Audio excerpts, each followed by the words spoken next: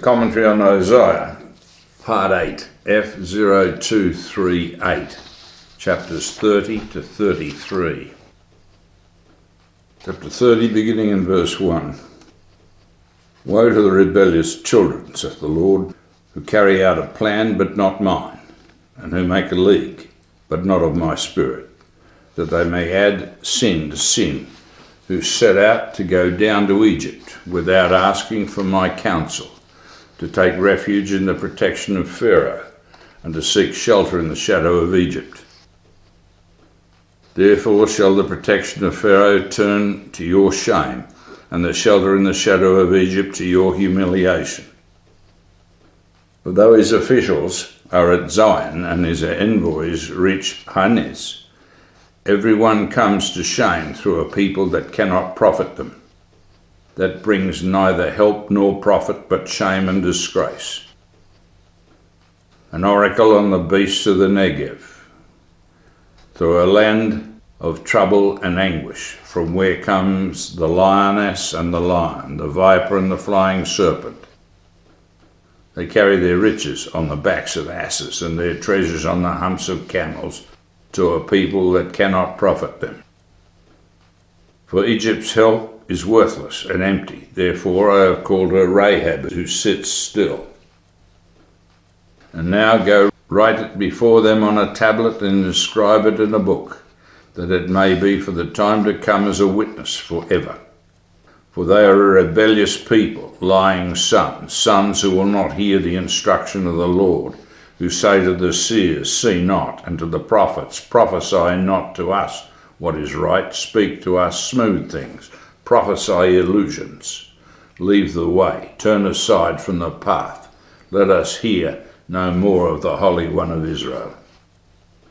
Therefore, thus saith the Holy One of Israel, because you despise this word, and trust in oppression and perverseness, and rely on them, therefore this iniquity shall be to you like a break in a high wall, bulging out and about to collapse, whose crash comes suddenly in an instant, and its breaking is like that of a potter's vessel, which is smashed so ruthlessly that among its fragments not a sherd is found with which to take fire from the hearth, to dip up water out of the cistern.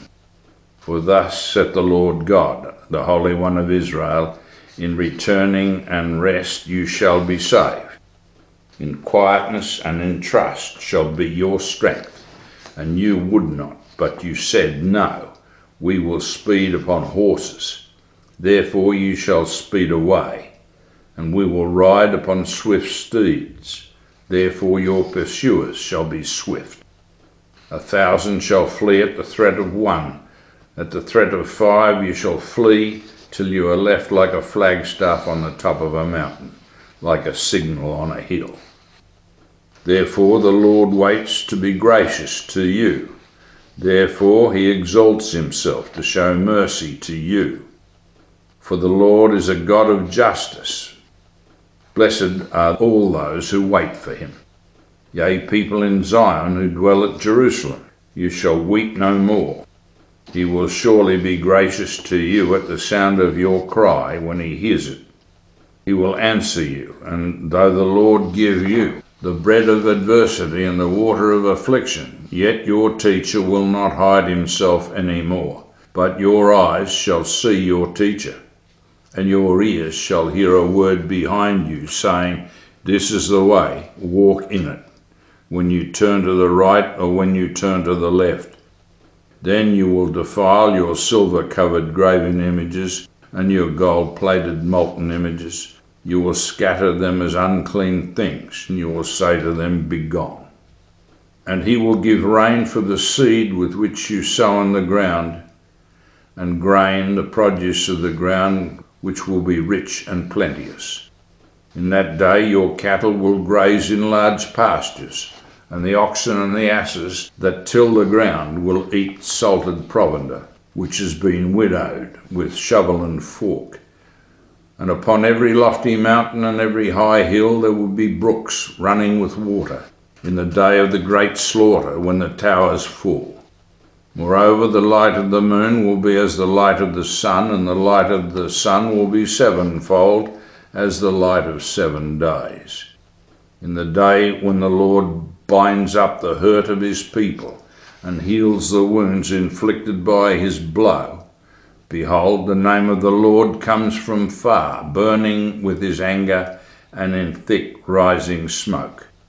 His lips are full of indignation, and his tongue is like a devouring fire. His breath is like an overflowing stream that reaches up to the neck, to sift the nations with a sieve of destruction, and to place on the jaws of the people a bridle that leads astray. You shall have a song as in the night when a holy feast is kept, and gladness of heart as when one sets out to the sound of the flute to go to the mountain of the Lord, to the rock of Israel. And the Lord will cause his majestic voice to be heard, and the descending blow of his arm to be seen, in furious anger and a flame of devouring fire, with a cloudburst and tempest and hailstones. The Assyrians will be terror-stricken at the voice of the Lord when he smites with his rod. And every stroke of the staff of punishment which the Lord lays upon them will be to the sound of the timbrels and lyres. Battling with brandished arm he will fight with them. For a burning place has long been prepared. Yea, for the king it is made ready, its pyre made deep and wide, with fire and wood in abundance. The breath of the Lord, like a stream of brimstone, kindles it. In chapter 30 verses 1 to 7, concerning the embassy sent to Egypt. Around 703 BCE, soliciting support against Assyria, God says through Isaiah that he considers it rebellion against him in 28:14 to 22 and 29:15 to 16. 30 verses 1 to 5. The pact is against God's wishes and thus will fail. Zoan, see Ezekiel 30 verses 13 to 19 in the note. Hanis, Anusis, 50 miles south of Memphis. 6a, an oracle on the beasts of the Negev. The meaning is obscure. The meaning may refer to the Edomites that were to occupy it, or as some suggested, it may refer to the heat of the Negev. 7b is also obscure.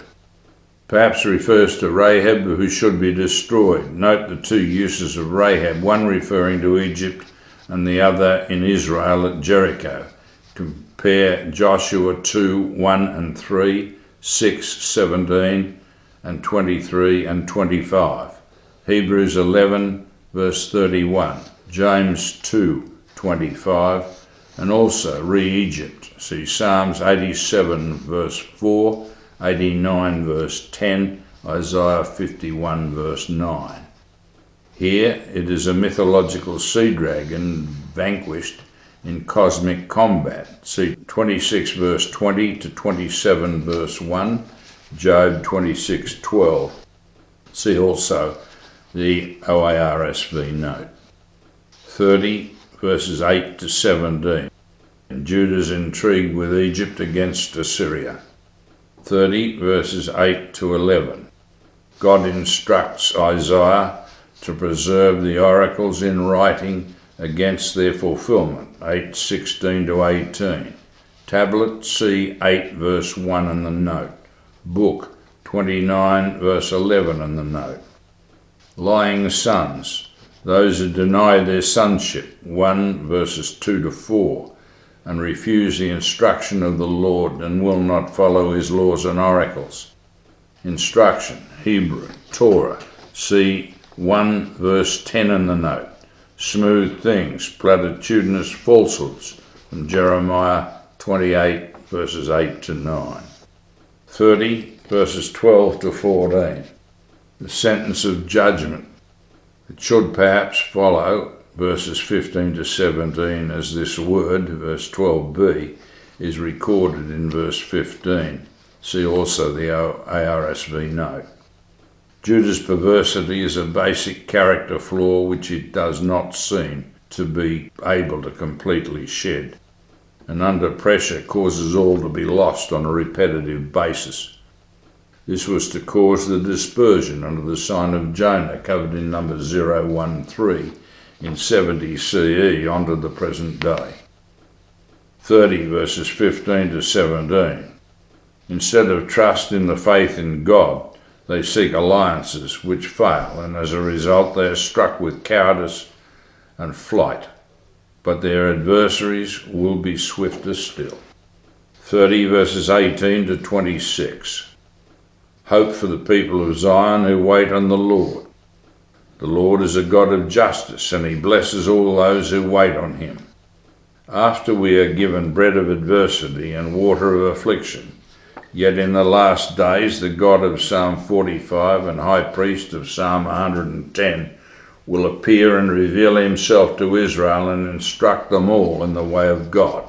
Verses 20 to 21. Then all Israel will rid itself of all its idols and effigies as the unclean things they are, and not touch them again. 30 verses 23 to 26. Then will God give them rain in due season, and their cattle will be grazed in large pastures and on salted provender. On every mountain and hill the streams will run with water. These bounties will follow the days of the great slaughter, and the moon and the sun will provide greater light when the Lord binds up the hurt of the people and heals the wounds of his blow to the earth. 30 verses 27 to 28 refers to the action of the Lord in sifting the nations and stopping their sin and error. 30 verses 29 to 33. The people will then be called to the mountain of the Lord, to the holy feast, and they will send their representatives from around the world each year at tabernacles, from Zechariah 14 verses 16 to 21. The text refers to the Assyrians as being terror-stricken and the wrath of God, but we know they will come out of the north with Israel in the restoration. But they will be obedient this time, as will Egypt as part of the trading bloc. You see Isaiah 19 verse 23 and 35 verses 8 to 10. Chapter 31, beginning in verse 1. Woe to those who go down to Egypt for help and rely on horses, who trust in chariots because they are many, and in horsemen because they are very strong. But do not look to the Holy One of Israel or consult the Lord. And yet he is wise and brings disaster. He does not call back his words, but will arise against the house of the evildoers and against the helpers of those who work iniquity. The Egyptians are men and not God, and their horses are flesh and not spirit. And when the Lord stretches out his hand, the helper will stumble, and he who is helped will fall, and they will all perish together. For thus the Lord said to me, as a lion or a young lion growls over his prey, and when a band of shepherds is called forth against him, is not terrified by their shouting or daunted at their noise, so the Lord of hosts will come down to fight upon Mount Zion and upon its hill. Like birds hovering, so the Lord of hosts will protect Jerusalem. He will protect and deliver it. He will spare and rescue it. Turn to him from whom you have deeply revolted, O people of Israel. For in that day every one shall cast away his idols of silver and his idols of gold, which your hands have sinfully made for you. And the Assyrians shall fall by a sword, not of man, and a sword not of man shall devour him. And he shall flee from the sword, and his young men shall be put to forced labour. His rocks shall pass away in terror, and his officers desert the standard in panic. Saith the Lord, whose fire is in Zion and whose furnace is in Jerusalem. Intent of chapter 31. 31 verses 1 to 3, against Egypt. See 30 verses 1 to 7. Verse 1. Judah's reliance was on the Lord, as they could not afford the military budgets, and their terrain did not favour chariot warfare except in the plains in the east and west. Verse 3. Both helper and helped will stumble and fall, and only God is to be relied upon. It was God that saved Israel from Egypt at the Red Sea. Exodus 14:26-31. 31:4-9 against Sennacherib. See 29 verses 1-8, 37 verses 21-25. Verses 4-5, God will defend Jerusalem. Verses 6-7, a plea to rid Jerusalem of idols considered by some a later addition, compared to 20. See the OARSV note to that effect. To this day, Jerusalem is rotten with idols in every nook and cranny, and has to be broken down and cleansed of them all, and those who use them. 31 verses 8-9. The Assyrians are to fall by the sword and see forced labour and hardship. It is God's sword in the final days that will reduce Assyria and bring them to subjection. See Ezekiel chapter 21. Fire, furnace. It is at the temple altar under Messiah that the nations will be subjugated. Chapter 32, beginning in verse 1. Behold, a king will reign in righteousness, and princes will rule in justice. Each will be like a hiding place from the wind, a covert from a tempest, like streams of water in a dry place, like the shade of a great rock in a weary land. Then the eyes of those who see will not be closed, and the ears of those who hear will hearken. The mind of the rash will have good judgment, and the tongue of the stammerers will speak readily and distinctly. The fool will no more be called noble, nor the knave said to be honourable. For the fool speaks folly, and his mind plots iniquity.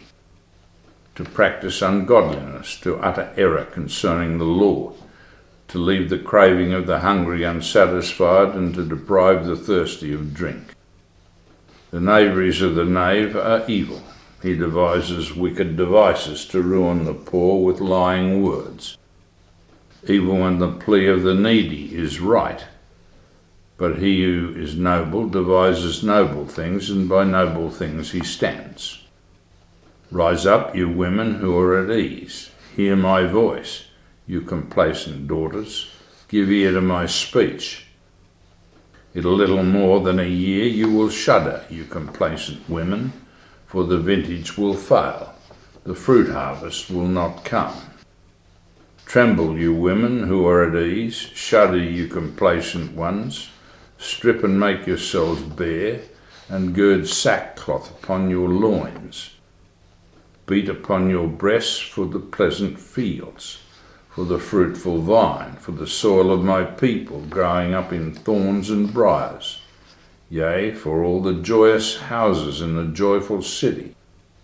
For the palace will be forsaken, the populous city deserted. The hill and the watchtower will become dens forever, a joy of wild asses, a pasture of flocks.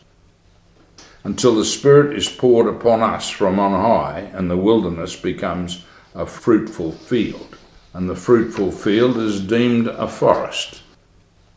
Then justice will dwell in the wilderness, and righteousness abide in the fruitful field. And the effect of righteousness will be peace, and the result of the righteousness, quietness and trust forever. My people will abide in a peaceful habitation, in secure dwellings, and in quiet resting places. And the forest will utterly go down, and the city will be utterly laid low. Happy are you who sow beside all waters, who let the feet of the ox and the ass range free. Intent of chapter 32 verses 1-8, the coming age of justice. The text, patterned on the wisdom literature, 28:23-29, refers to the coming age when the rulers will be high-minded with integrity and patience, Proverbs 8:15-21. All will be clear-minded. Men will see and hearken to the wisdom of God. The fool and the knave will be obvious and disregarded, Proverbs 15 verses 2, 7 and 14. but the noble devise noble things. This is in the millennial system at the return of the Messiah, and certainly not in the worst phases of the last days as we see now. 32 verses 9 to 14. Against the complacency of Israel and Judah's women. 3 verses 16 to 4 verse 1. Here the women are told that their time of ease is coming to an end, and in just over a year they will face hardship and the harvest will fail. The entire system will fail, and the cities deserted and the country desolate. 32 verses 11 to 12a, signs of mourning. Jeremiah 4, 7 to 8 and 16, 1 to 9. 32 verses 15 to 20, the age of the Spirit and the transformation of the creation. See 11 verse 2. From this devastation, God will pour out the Holy Spirit, covered in number 117, on mankind. The wilderness will become a fruitful field, and the fruitful field will be deemed a forest. The restoration of the nexus of the law will see the conditions of Eden restored. Justice and righteousness will abide in the wilderness and in the fruitful fields. With righteousness comes peace and quietness, and trust flows from it. The people of God will dwell in secure dwelling places in peace. This is the millennial system Messiah of Revelation 20 verses 1 to 4. The cities will be low in the low ground, and the forests will go down.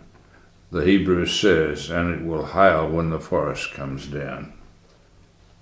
Happy are those who sow beside all waters, and the feet of the ox and the ass range free.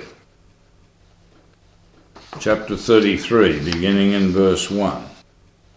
Woe to you, destroyer, who yourself have not been destroyed, you treacherous one, with whom none has dealt treacherously. When you have ceased to destroy, you will be destroyed. And when you have made an end of dealing treacherously, you will be dealt with treacherously. O Lord, be gracious to us, we wait for thee.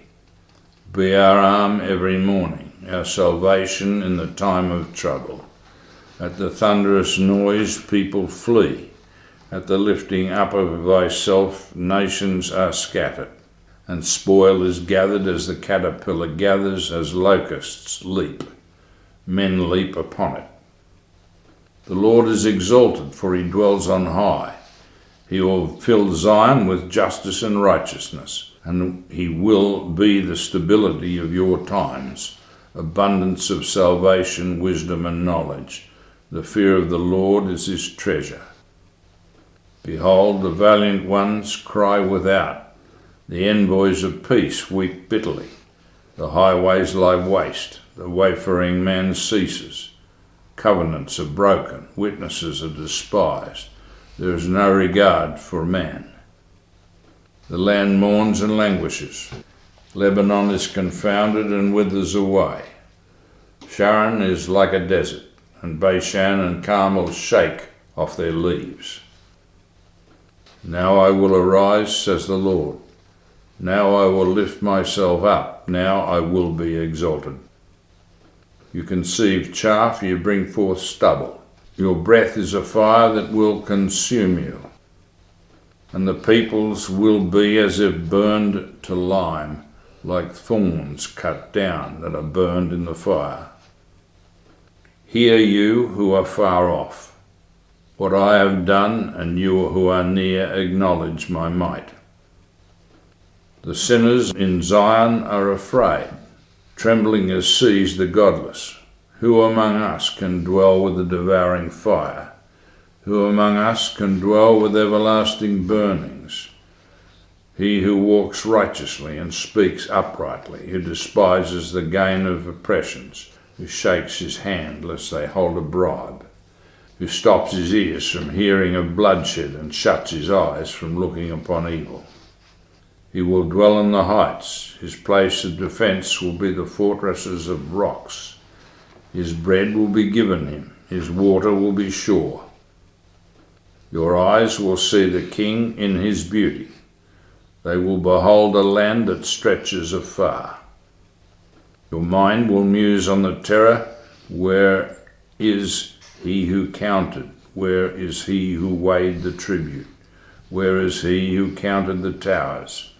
You will see no more the insolent people, the people of an obscure speech which you cannot comprehend, stammering in a tongue which you cannot understand.